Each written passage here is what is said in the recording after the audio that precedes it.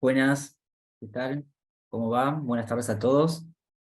Muchas gracias por su participación en esta masterclass llamada Algunas cuestiones sobre el nuevo artículo 12 de la Ley de Riesgos del Trabajo, a cargo del doctor Mauricio Marioncini. Les cuento un poco su CV antes de darle ciertas indicaciones. Es vocal de la Sala 4 de la Cámara Única del Trabajo de Córdoba, ex abogado litigante de la Universidad Nacional de Córdoba, magíster en Derecho Empresario de la UE de siglo XXI, docente de grado y posgrado, publicista y disertante.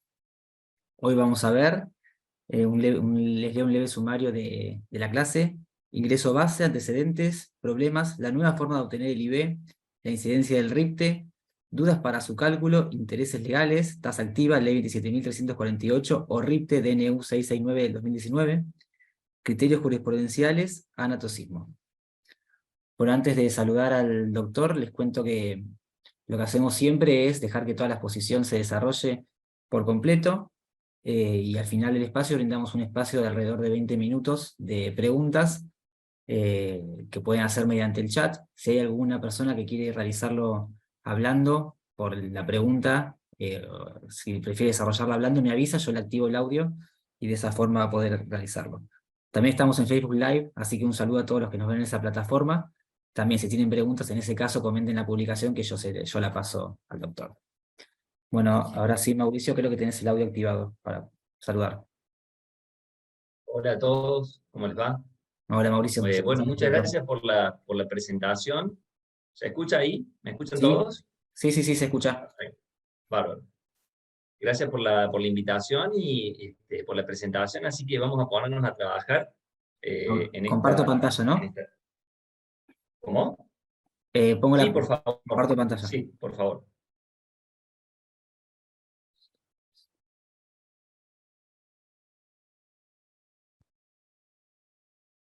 Ahí va.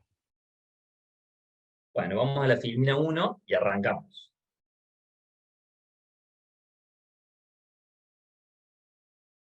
La 2, ahí está perfecto. Vamos, ¿no? Bien. Eh,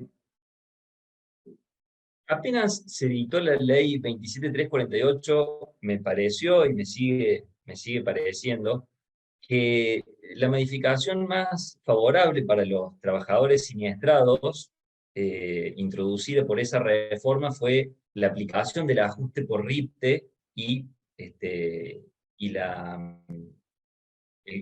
digamos, la apreciación por intereses a la base de cálculo ha sido, digamos, la mejor de las modificaciones. Hubo otras, pero creo que esa ha sido la mejor.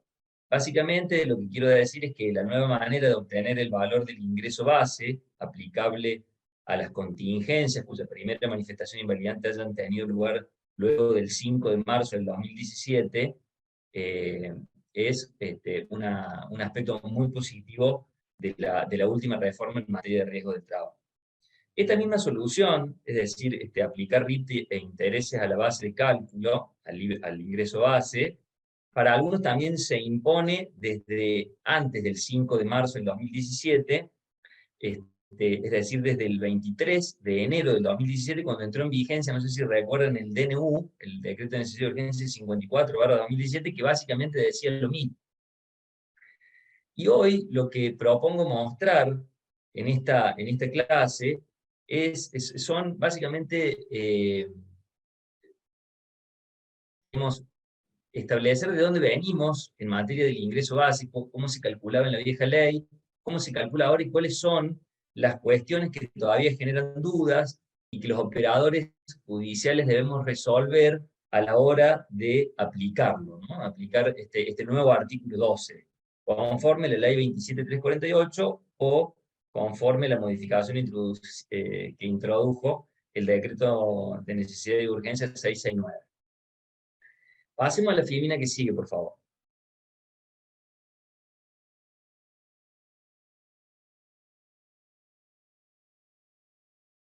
¿Nico? Si hacemos un poquito de memoria, antes de la 27348, el viejo, por decirlo de alguna manera, artículo 12 de la 24557, establecía que el ingreso base era la cantidad que resultaba de dividir la suma total de las remuneraciones sujetas a aportes y contribuciones con destino al SUS, si solamente se tomaba en cuenta lo que era la remuneración, correspondiente a los 12 meses anteriores a la primera manifestación invalidante, o el tiempo menor si no había un año, digamos, si no había 12 meses, y la división era por el número de días corridos comprendidos en el periodo considerado. Así obteníamos el ingreso base diario, es decir, dividíamos las 13 remuneraciones por la cantidad de días del periodo, obteníamos el ingreso base diario y eso lo multiplicamos por 30.4 y así obteníamos el ingreso base mensual. Esa forma de cálculo del ingreso base, es decir, esa forma de cálculo de la base con la cual se las prestaciones dinerarias tuvo dos que operaron hasta el dictado de la 27348.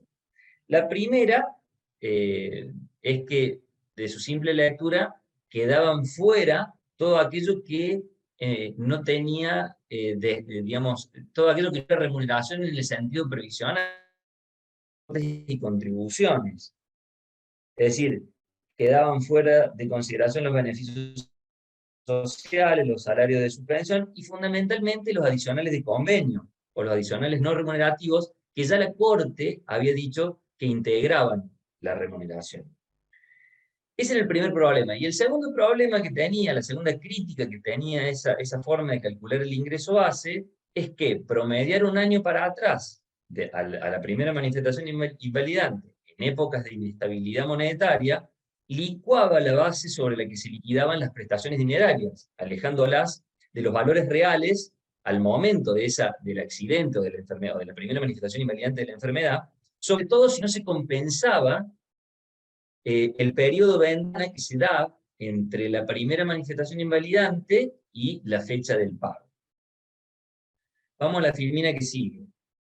Esta situación en Córdoba intentó paliarse tempranamente mediante la aplicación de intereses compuestos, es decir, adicionando al capital histórico mandado a pagar un interés del 2% mensual más la tasa pasiva promedio del Banco Central, desde la primera manifestación invalidante y hasta el pago.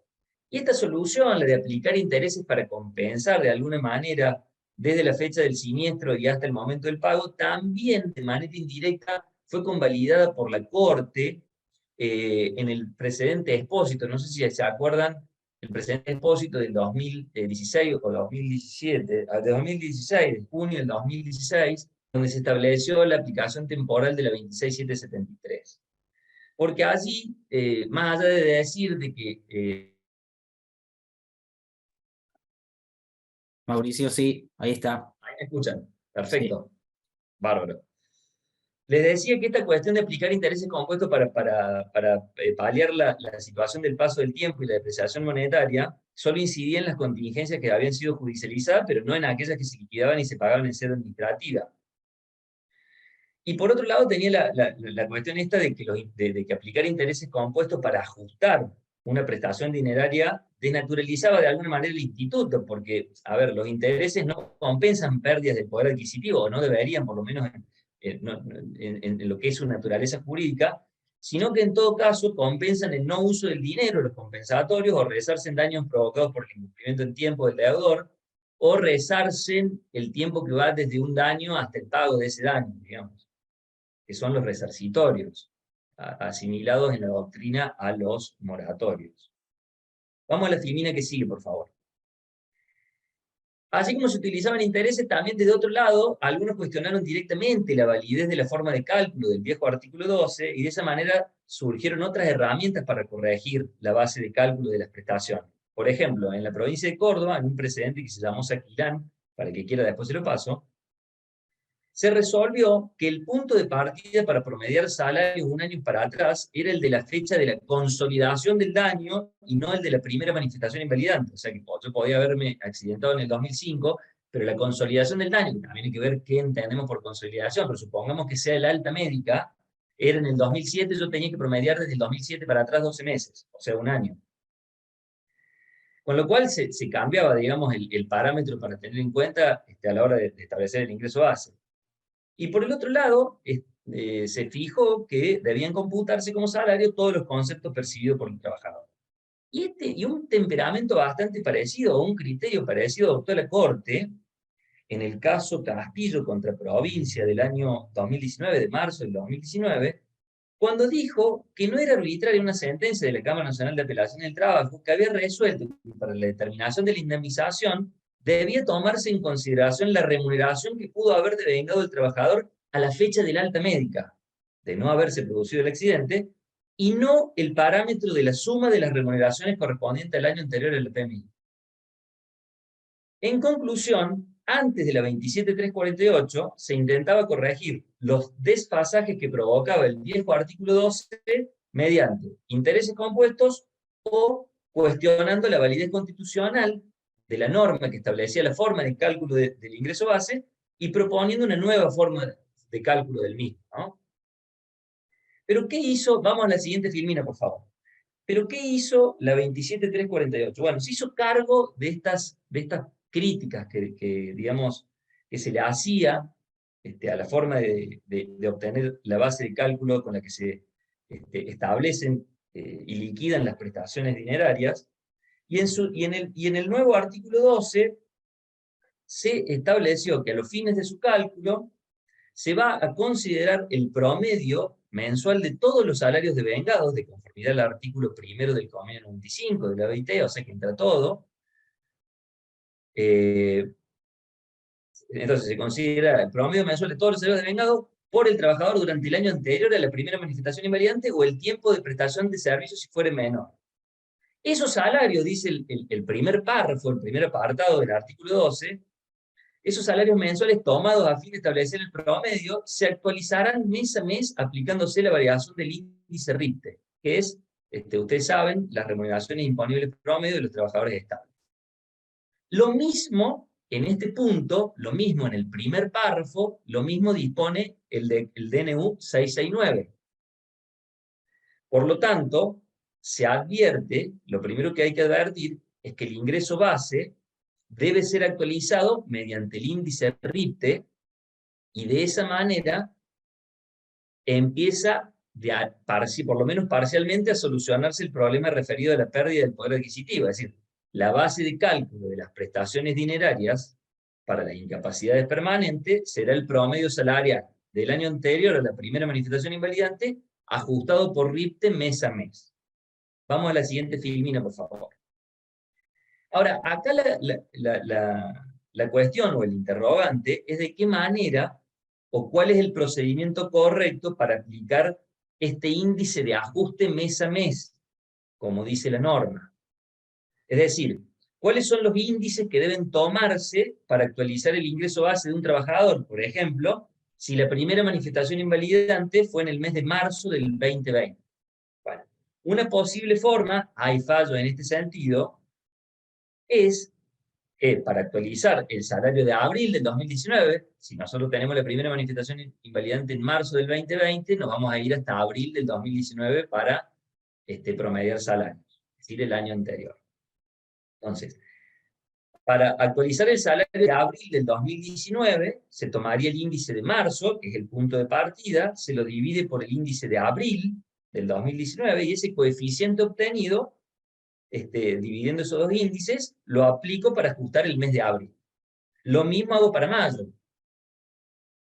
El índice de marzo, tomo el índice de mayo del 2019, lo divido, obtengo el coeficiente, lo multiplico por el salario del mes de mayo, y así sucesivamente hasta obtener la actualización de los 13 salarios. Esos 13 salarios se dividen en 12, esa es la forma de promediar, y así obtengo el valor del ingreso base actualizado por RIPTE. Es decir, el promedio actualizado por RIPTE.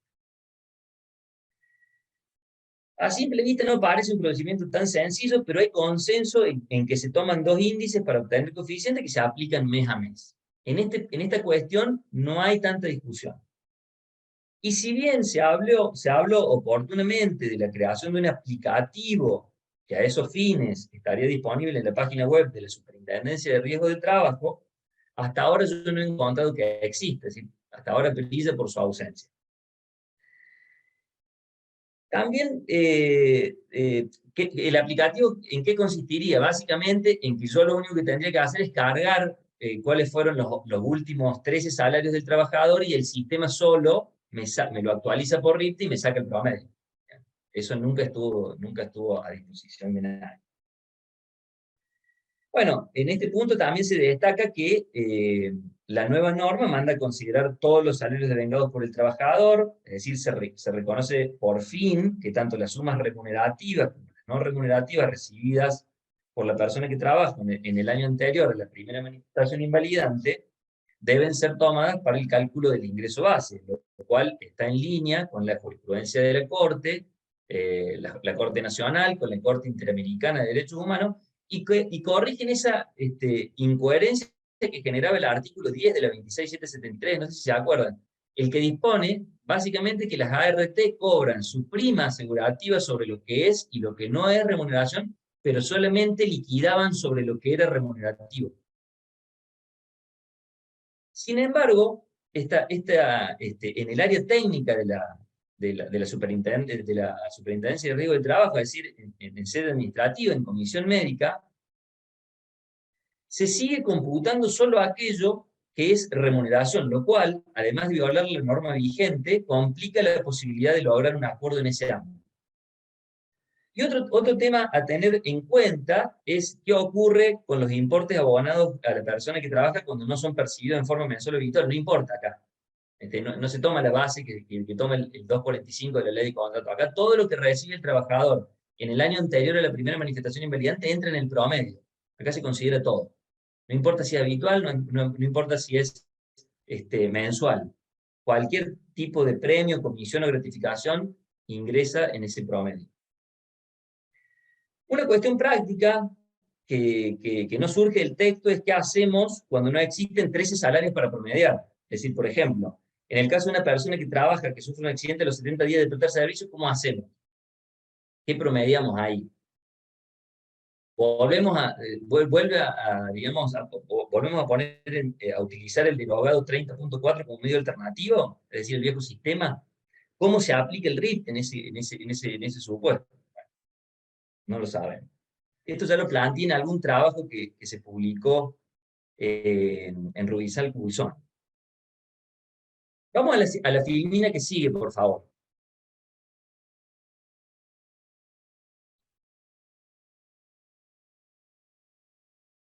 El segundo párrafo de la 27348, modificado por el 669, habla de los intereses. En este tema, lo primero que hay que destacar es que en materia de infortunios laborales, los intereses corren desde el momento de la producción del daño, o desde la primera manifestación invalidante, porque eso parece desprenderse de la interpretación armónica del artículo 2 de la 26773 y de este segundo párrafo del artículo 12 de la 27348. Ahora bien, acá hay que prestar atención porque la 27348 dispone una cosa y el DNU otra.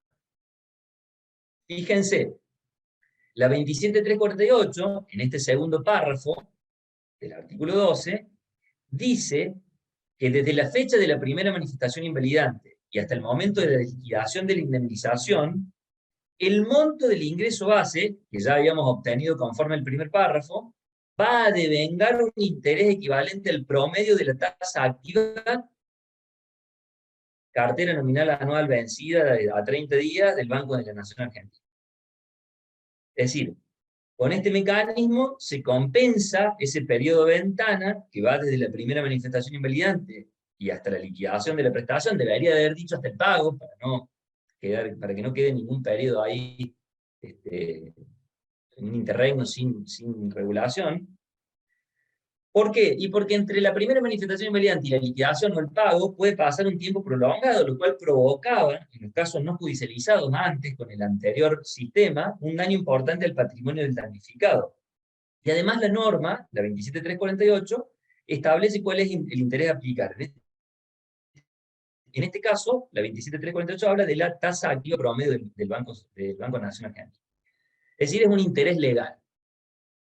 Sin embargo, el 669, el DNU 669, dispuso que desde la fecha de la primera manifestación invalidante y hasta la fecha en que deba realizarse la puesta a disposición de la indemnización, no habla de liquidación, sino que habla de puesta a disposición de la indemnización, el monto del ingreso base devengará un interés equivalente, escuchen bien, a la tasa de variación de las RIPTE, o sea, de las remuneraciones imponibles promedio de los trabajadores estables en el periodo considerado.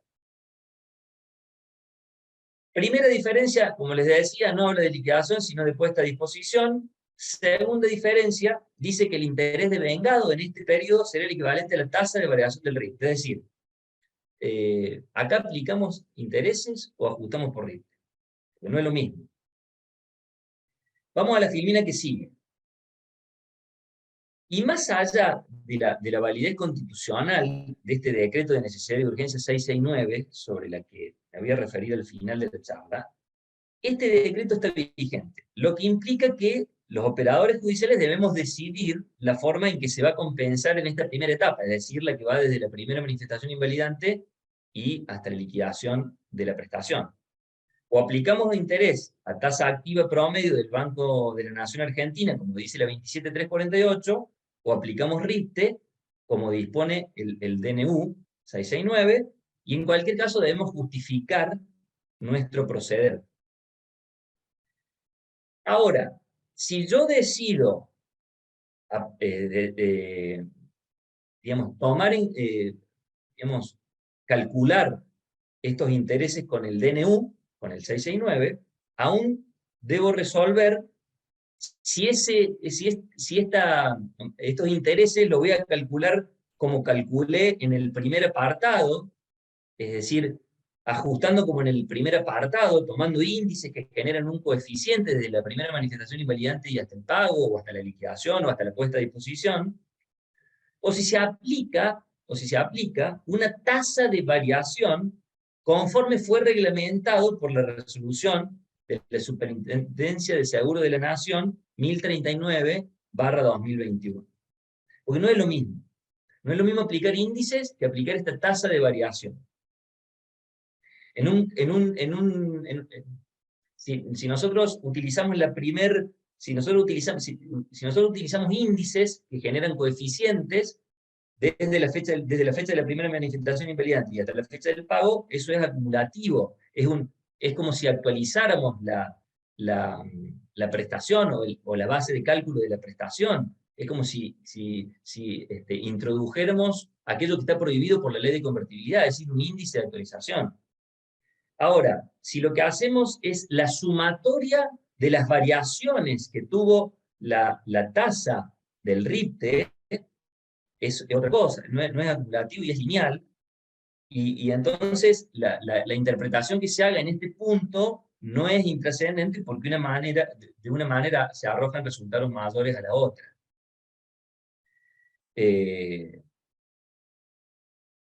Particularmente entiendo que el primer y el segundo apartado del decreto de necesidad y urgencia 669 no dicen lo mismo. En una parte dice, en el primer apartado dice que se aplica como un índice de actualización, y en la segunda parte dice, en principio, desde una interpretación literal del mismo artículo, que se ajusta de que los intereses son equivalentes a la tasa de variación del RIPTE.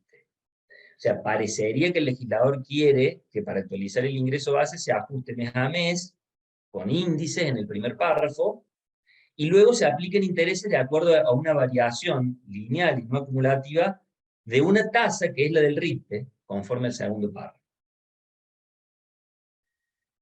Por supuesto, la jurisprudencia en este aspecto está dividida. La Corte Nacional no se ha pronunciado, y en Córdoba el tribunal, digamos, tampoco lo hizo. En la Cámara Nacional de Apelaciones del Trabajo, algunos lo aplican como índice, otros como una tasa de variación, pero en ambos casos le agregan además un interés puro del 6% o del 8% anual, que no está previsto en la norma, porque entienden que la aplicación del RIPTE indica que se trata de deudas de valor. Es decir, interpretan que las prestaciones dinerarias son deudas de valor y por lo tanto el índice RIPTE las actualiza y una vez fijado ese valor, corresponde además al margen de la actualización, corresponde un interés puro de entre el 6 o el 8% anual. En la Cámara de Trabajo de Córdoba también está dividida la cuestión, algunos lo aplican como índice, otros como tasa de variación, y en Córdoba, y también en algunos otros tribunales del país, ha sido declarada la inconstitucionalidad de esta resolución de la Superintendencia del Seguro de la Nación, 1039, porque establece una forma de cálculo que iría en contra de lo que algunos interpretan que dice el 669. Finalmente, si yo sigo, digamos, enrolado en la posición de aplicar el 669 para liquidar, digamos, para establecer cuáles son los intereses aplicables desde la primera manifestación invalidante y hasta la fecha de la puesta a disposición o del pago, tenemos que resolver una cuestión más. Porque fíjense que tanto los índices como las tasas de variación del RIPTE, cualquiera sea la postura en la que nos enrolemos a la hora de interpretar la aplicación de esta norma, no son publicadas mes a mes, lo que puede provocar que al momento de calcular la incidencia de intereses para este periodo no contemos con la información necesaria. Es decir, si ustedes van a la tabla de RIPTE, que se publica en argentina.gov.ar, la parte de seguridad previsional, no me acuerdo dónde están publicadas las tablas del RIPTE, si por ejemplo vamos hoy a ver cuál es el último índice publicado, cuál es la última tasa de variación publicada, es la de febrero. Entonces yo tengo que liquidar la prestación o los intereses de la prestación hasta hoy. Hay 2 meses o un mes y medio que no tengo tasa. Para eso algunos tribunales toman el último índice o tasa publicada, mientras que otros hacen un promedio de los meses previos y así obtienen la forma de calcular los intereses en esta segunda etapa, digamos. Desde la primera manifestación invalidante, repito, y hasta el momento del pago. Otra cuestión relacionada con esto, ya sea que apliquemos la 27348 o el DNU, en cualquiera de las dos hipótesis, me parece que una interpretación armónica de la reforma lleva a considerar que esos intereses del segundo párrafo, que vienen a compensar este periodo de ventana entre el accidente y el pago, sean también de aplicación cuando la prestación dineraria es fijada en el piso mínimo. Es decir, no cuando tomamos el resultado de la fórmula, sino cuando tomamos el piso mínimo. E incluso, si correspondiere, también me parece que se aplican los mismos intereses a las compensaciones adicionales del pago único establecidas en el artículo 11.4.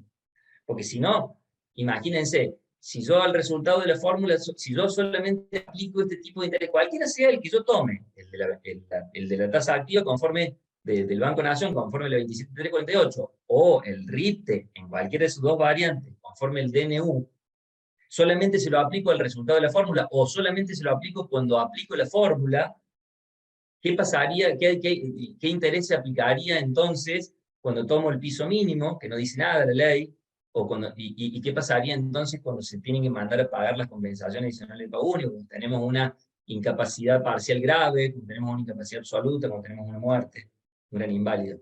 Me parece que la idea de la reforma es que más allá de su falta de previsión, el legislador, frente a la eventual diversidad de criterios en distintas jurisdicciones, y para evitar que haya una violación al principio de igualdad según donde sea el accidente o la enfermedad, ha sido el establecer una tasa única. Después discutamos la tasa, si es la de la 27348, la tasa activa, o si es la tasa de variación del RIPTE o el RIPTE, como dice el 669, o como diría el 669. Pero me parece que se aplica la misma tasa en cualquier caso, para las tres situaciones. Y si bien es cierto que estos intereses aplicables, estos intereses legales aplicables, aluden a la base de cálculo, es decir, al ingreso base, digamos, también es cierto que si aplicamos intereses sobre el resultado de la fórmula, nos da un resultado similar. Es decir, donde lo apliquemos es similar. Finalmente,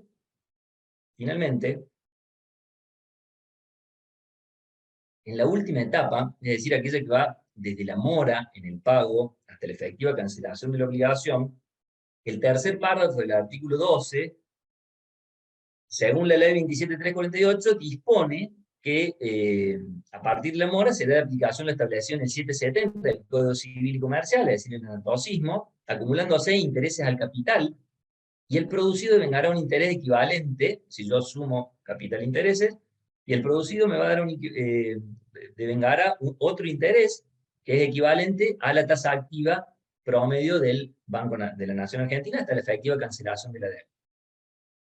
El DNU dispone algo similar, o sea, muy parecido, lo único que cambia ahí es que habla de las aseguradoras del riesgo del trabajo, que en realidad es para todos. Puede haber empleadores no asegurados, puede haber autoasegurados, no sé por qué dice en caso de las aseguradoras del riesgo del trabajo, y habla de una capitalización semestral, acumulándose los intereses al capital en forma semestral. ¿Bien? Esa es la diferencia. Acá el punto es establecer cuándo se produce la mora. Bueno, la mora en principio, habría que ver en cada jurisdicción, pero se produce cuando el obligado al pago no abona o no pone a disposición el monto de la prestación dineraria dentro del 5º día hábil administrativo, luego de haber quedado firme el acto que pone fin al trámite ante comisión médica, por eso hay que ver en cada jurisdicción cuándo queda firme ese acto, o bien si hay acuerdo dentro del 5º día hábil administrativo de notificar la homologación. Eso lo dispone el artículo 13 de la resolución 298, de la sentencia de riesgo del trabajo. Además, también me parece que existe mora cuando yo liquido judicialmente la prestación y la condenada no abona en el término que fija la sentencia. Ahí de vuelta, ahí se tendría que aplicar el tercer párrafo del artículo 12.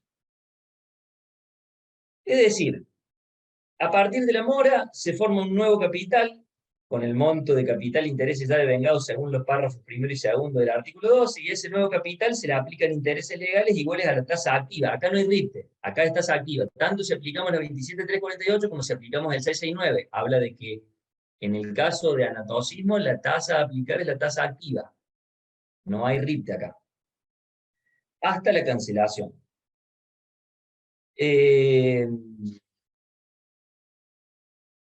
Yo me podría preguntar qué pasa con los trabajadores no registrados de empleadores no asegurados, es decir, aquellos digamos, que tienen expedita la vía judicial sin necesidad de transitar por comisión médica. ¿Se le aplicarían los mismos intereses y de la misma forma? Parecería que sí, por el artículo 28.1 de la 24.557.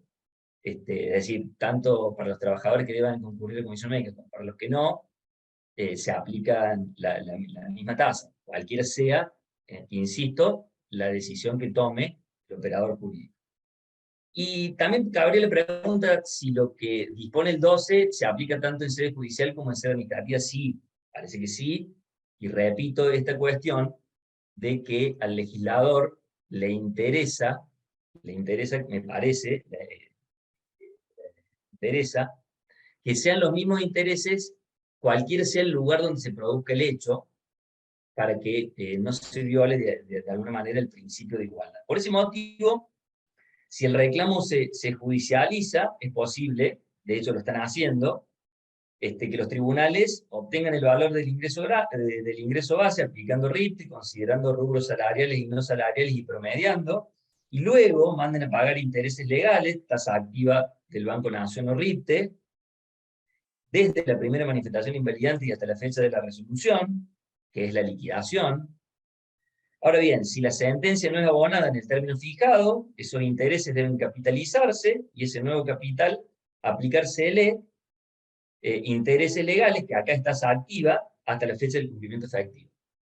Si bien la 27.348 no dice semestralmente, sí lo dice el DNU, como vimos, de todos modos es un criterio práctico, incluso hay jurisprudencia en Córdoba del Tribunal Superior conforme el viejo artículo 622 del viejo código, digamos, perdón, el artículo 622 del viejo código, que también habla de anatocismo, que la periodicidad con la que se capitalicen esos intereses sea semestral. pero el 770 del nuevo código no dice nada, no dice absolutamente nada. Acá la duda en materia de intereses, acá la duda en materia de intereses es que si, por ejemplo, si aplicamos la tasa activa o si aplicamos el DNU 669/2019 como tasa de variación del RIPTE, no como índice, sino como tasa de variación del RIPTE, la pregunta es si es suficiente esa tasa activa o esa tasa de variación del RIPTE para proteger la indemnización del trabajador frente al notable deterioro de la moneda producto del escenario, digamos, económico que estamos viviendo en nuestro país, ¿no? Esto puede dar lugar a que algunos tribunales recurran a mecanismos complementarios, ya sea adicionando una tasa extra de interés a la legal, que es un poco lo que yo explicaba que se hacía en la Cámara Nacional de Apelaciones del Trabajo, o a declarar la inconstitucionalidad del nuevo 12 en este aspecto, mandando a pagar una tasa que resulte adecuada para compensar los efectos nocivos de la inflación. Pero fíjense que estamos hablando de una tasa de interés o de tasas de interés para compensar los efectos de la inflación. Eso no sé si está bien. En un país normal, la inflación la corregimos con un índice de actualización, y una vez que corregimos eso, le aplicamos un interés puro. El interés tiene otra función, tiene otra naturaleza jurídica. También podríamos preguntarnos si en esta maraña de norma en la que nos hemos imbuidos todos a la hora de aplicar el artículo 12, si no podríamos hacer de aplicación también el inciso B del 770, es decir, capitalizar intereses al momento de la notificación de la demanda. Además de capitalizar eventualmente si al momento de dictar la sentencia no es abonada en el tiempo que se establece. Porque de esa manera también se corrige el desfasaje provocado por la insuficiencia de la tasa de interés con la que operemos. Pero bueno, esas son decisiones que deben tomar cada tribunal. Hoy por hoy no tenemos una pauta de los máximos tribunales, ni a nivel provincial ni a nivel nacional, sobre cómo manejarnos en este tema. Hay una diversidad de criterios a la hora de aplicar esta norma, sobre todo en el segundo párrafo, la que habla de cuál es la tasa aplicable desde la primera manifestación invalidante y hasta el momento de la liquidación, de la puesta a disposición, o lo que, digamos, me parece que lo que debería haber dicho el legislador, que es hasta el momento del pago. Sobre la validez del 669/2019 solamente voy a decir esta cuestión. Existieron sobradas razones para cuestionar la validez constitucional de esa norma, desde el punto de vista formal, porque no cumple con los estándares impuestos por la Constitución Nacional, y la interpretación que de esos estándares hizo la Corte Suprema de Justicia de la Nación en varios precedentes, Perrochi, Consumidor Argentino, varios. Desde el punto de vista formal, no pasa el test. Además, estaba en pleno funcionamiento el Congreso, nunca, digamos, hay una serie de cuestiones que no se cumplen. Pero además, desde el punto de vista de fondo, es claro que tuvo por finalidad reducir la cuantía de las prestaciones. Tan es así que se interpuso un amparo, yo creo que fue en la Ciudad Autónoma de Buenos Aires, en Cava, para que no se aplique. Es decir, no, pero bueno.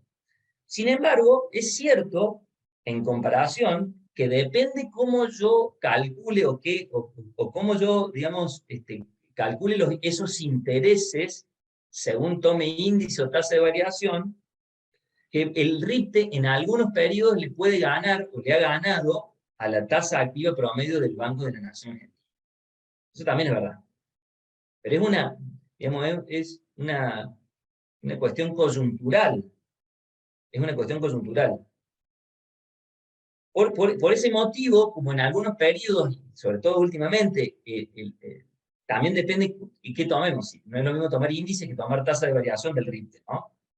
Pero por eso es que algunos que toman índices o que toman tasa de variación, pero que le gana a la tasa activa y lo demuestran en fallos, dicen que en realidad no vale como decreto de necesidad de urgencia el 669, pero sí vale como un decreto reglamentario que mejora las prestaciones en los términos del artículo 11.3 de la ley de la 24.557. Es decir, lo utilizan, es decir, declaran que como DNU no vale, pero como reglamentación que mejora las prestaciones sí vale, y así lo aplican. Yo lo último que voy a decir, después me quedo a disposición para cualquier agregado, o pregunta o algún concepto que no haya quedado claro, es que desde que se dictó la 26773, se discutió si el RIT era un mecanismo de actualización o simplemente era un método automático de mejoramiento de la prestación. Desde el punto de vista legislativo se dictó el decreto 472 de /2014, diciendo que era un método automático de mejoramiento de las prestaciones y no un método de actualización monetaria. Desde la Corte se dijo lo mismo.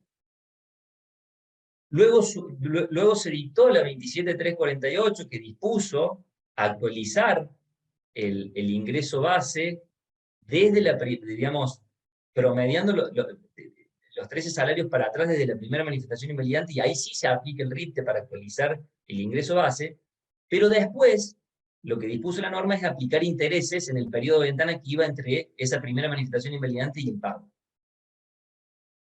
Yo creo que el 669 no vino a decir que se instala un mecanismo de actualización monetaria. Para mí el 669 lo que vino a decir es que la tasa activa en ese momento era muy alta y entonces había que bajarla. Para eso se dictó el 669. Ahora, que nosotros le hagamos decir al 669, porque hace a la justicia, digamos, del reclamo, que nosotros apliquemos un índice de actualización, que están prohibidos todavía por la ley de convertibilidad, y que le busquemos la vuelta interpretativa a este segundo párrafo del 669 y lo apliquemos, es otro tema. Bueno, espero que les haya servido o que haya sido de utilidad esta charla. Estoy a disposición para las preguntas. Gracias, gracias Mauricio por toda la exposición. Vi que ya estuvieron haciendo algunas preguntas en el chat, así que, bueno, igual ya queda habilitada la instancia, así que si quieren ir haciendo preguntas. A mí se me cortó en algún momento, pero después lo retomé y ahora, a ver, voy al chat. Sí, a ver. Voy a pasar el link para que completen con certificado de asistencia.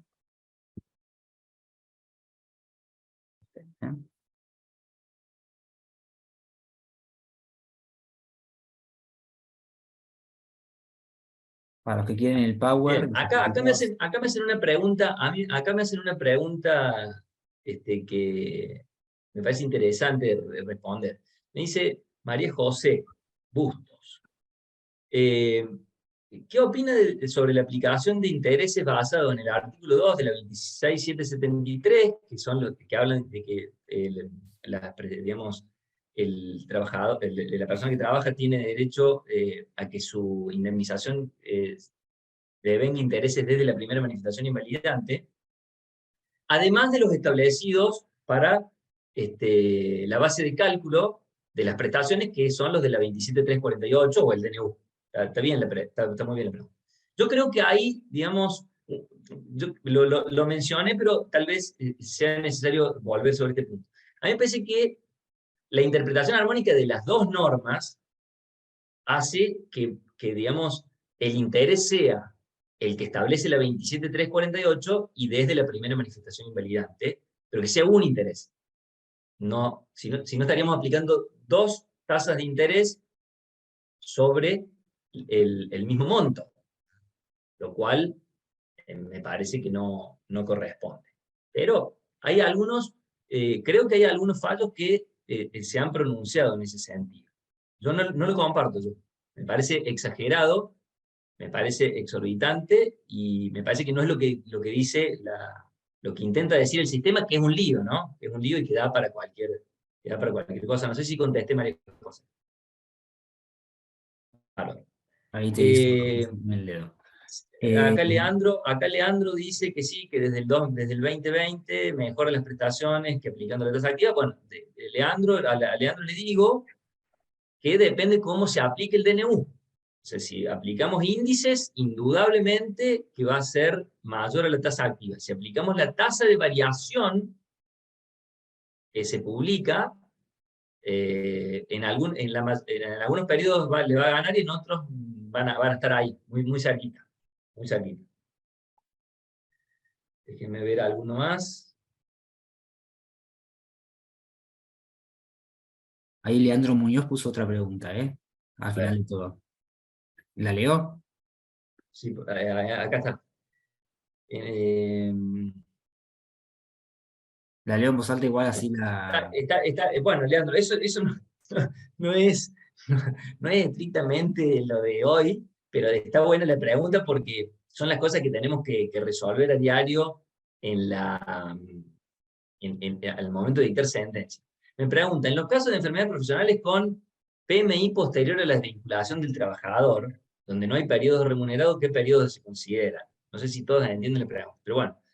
Yo tengo el criterio de que después de que se extingue el vínculo laboral, dejaron de incidir en el trabajador los agentes de riesgo que le provocaron esa enfermedad. Por lo tanto, la primera manifestación invalidante siempre, a mi entender, casi siempre coincide con el momento de la extinción del vínculo, porque a partir de ese momento ya no tenía los agentes de riesgo que le causaron la enfermedad. Con lo cual sí tengo 13 periodos remunerados para atrás desde el momento de la extinción del vínculo. Desde la extinción del vínculo para atrás tengo 13 periodos. Ahora, si yo tuviera otro criterio, y digo que la primera manifestación invalidante, por ejemplo, en esos casos, también es al momento de la expedición del certificado, por ejemplo, un certificado expedido un año después de que dejó de trabajar, y tendríamos un problema ahí, tendríamos un claro problema interpretativo donde se pueden tomar distintas variables. Me parece que poner una remuneración que no es la que devengó ese trabajador sería salirnos de el área asegurativa, digamos. Porque si yo ahí, digamos, no hubo aporte sobre las remuneraciones que hubiera ganado ese trabajador en el año posterior a la extinción. Yo creo que siempre se deberían tomar, o en principio, no siempre, pero en principio se deberían tomar las devengadas hasta el momento de la extinción. Pero es opinable, muy opinable. ¿Podría aclarar cómo es el cálculo cuando un damnificado trabajó menos de un mes? Y no, si esa es una de las grandes dudas. Yo creo que ahí se debe tomar, en ese caso yo no sé si hay tanto problema, porque en ese caso se toman la remuneración mensual, digamos, se toma la remuneración del mes, digamos, no hay RIPTE y no hay nada, digamos, no hay promedio. Eh, pero bueno, el problema es cuando tenemos 6 meses o tenemos, no sé, 200 días. Eh, Florencia, ¿dónde podría encontrar la tasa de variación que pone el DNU? En la misma, ustedes entran a donde están publicados los índices RIPTE y en una parte dice índice y en otra parte dice tasa de variación. Ingresen, yo ahora no puedo, por eso reniego tanto de estas cuestiones del Zoom, porque además de que yo tengo limitaciones, a mí me gustaría con un pizarrón es más fácil. Pero ustedes ingresen, cuando aparece la página donde están publicados todos los índices desde el año 94 esta parte, en una parte dice índice y en otra parte dice tasa de variación.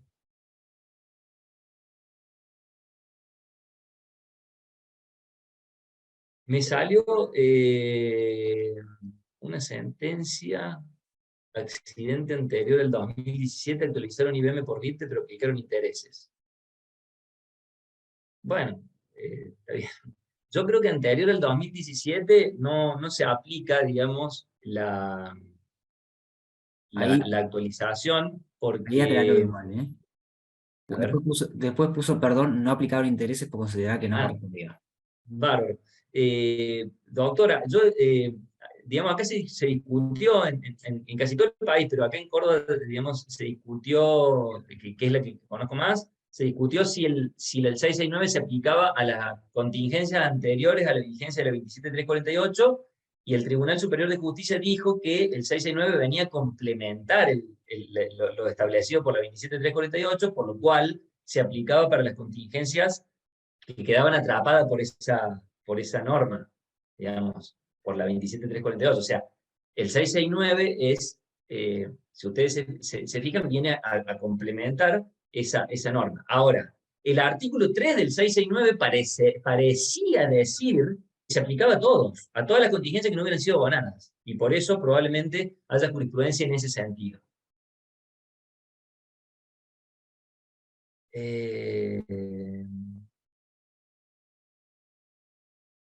Exactamente. Acá dicen, para el caso de la primera manifestación, hay que recurrir al artículo 3 del 334. Recuérdame qué dice, no recuerdo qué dice el artículo 3 del decreto 334. Yo no me acuerdo qué dice.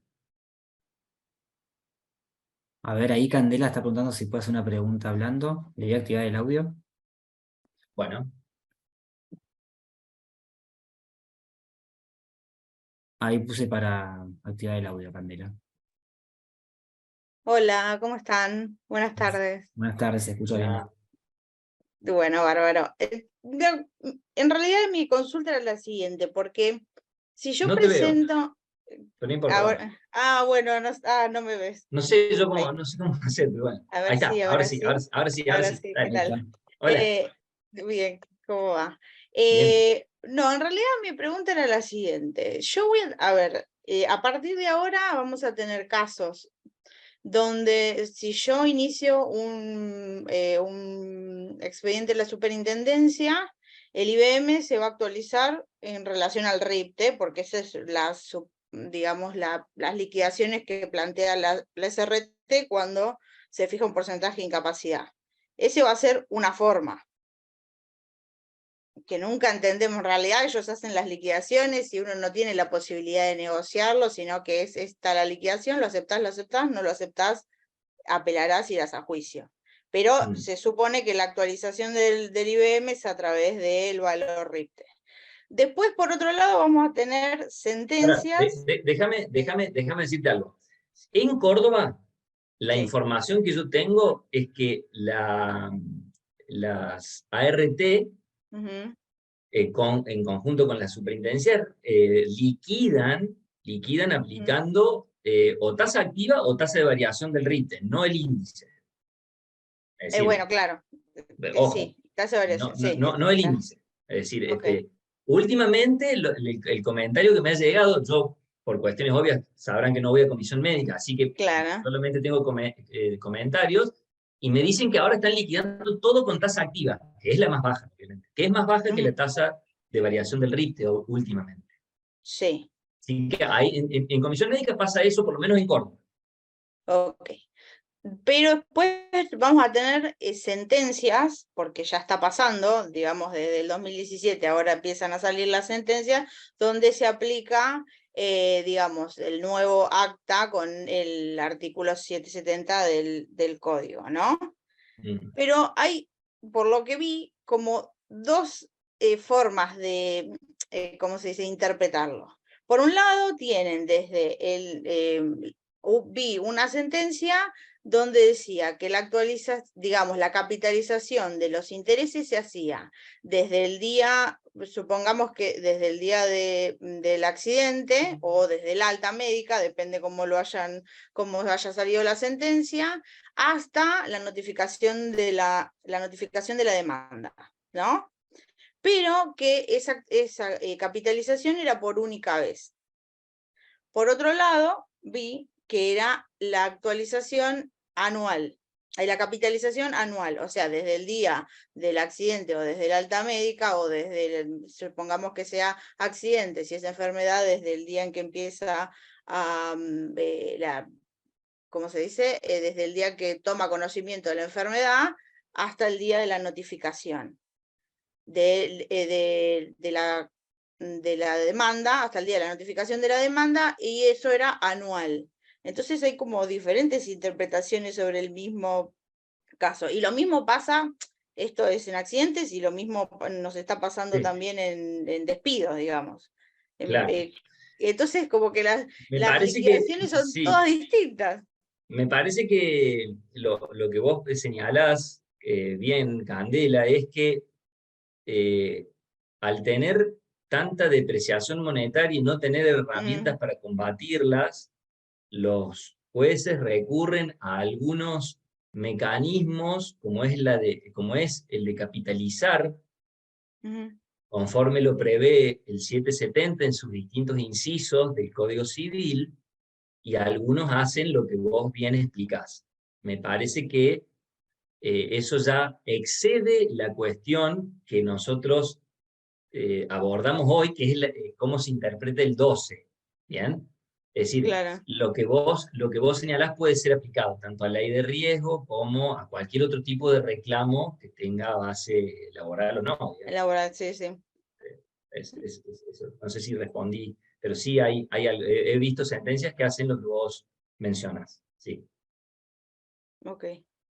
O sea que vamos a seguir como esperando Y la mientras liquidación tengamos del una, juzgado en vez de pero hacerla Candela, nosotros. pero Sí, Candela, te lo voy a responder en términos prácticos y no jurídicos. Mientras tengamos sí. una inflación que ronde el 100% y esté prohibido No, eso seguro. indexar, Sí, sí, sí. digamos, no va a haber soluciones que no sean poco jurídicas. Porque si todavía tenemos prohibido indexar, ¿y entonces qué hacen? Le mandamos a pagar el 10% o el 20% de lo que le hubiera correspondido cobrar a esa persona.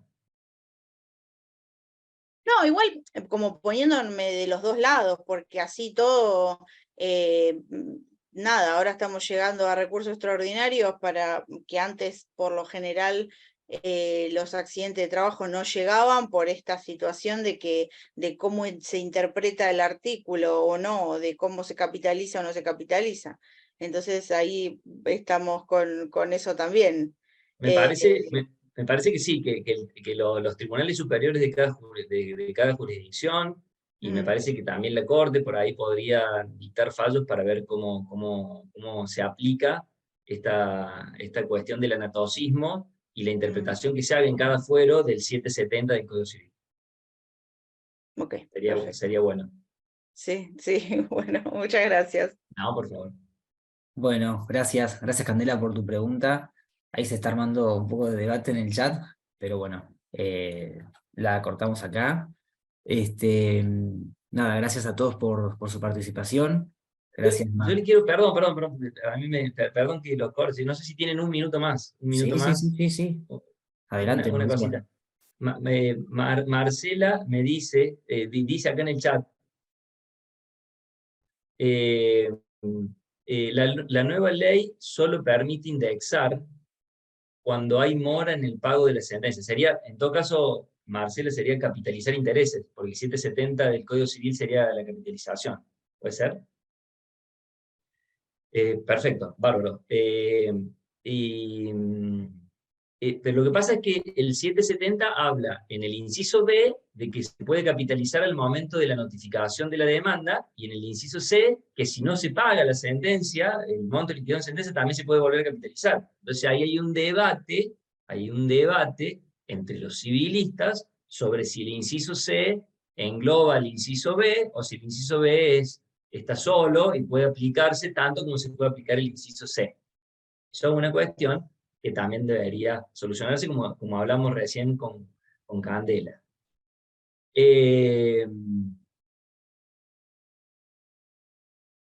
Después había visto, si me pregunta Luciano si en mi sala se ha declarado la inconstitucional el artículo 12, no todavía, no. No. En el caso de que se encuentre el monto de la condena, es lo que acabo de decir, es lo que acabo de decir, Marcela, estamos ahí en sintonía. Bueno, eso, ahí no sé, estoy a disposición, pero los libero, no sé, Federico, ¿cómo seguimos? Bueno, está bien. Bueno, gracias Mauricio por la exposición. Les mandé el link para que tengan el certificado de asistencia y también el PPT que armó el doctor. Después, los fallos que mencionaste, si querés enviámelos, así los enviamos en conjunto con el PowerPoint. Ningún problema. Así que bueno. Ningún problema. Bueno, gracias a todos por participar y será hasta la próxima. Chao, gracias. Que anden bien.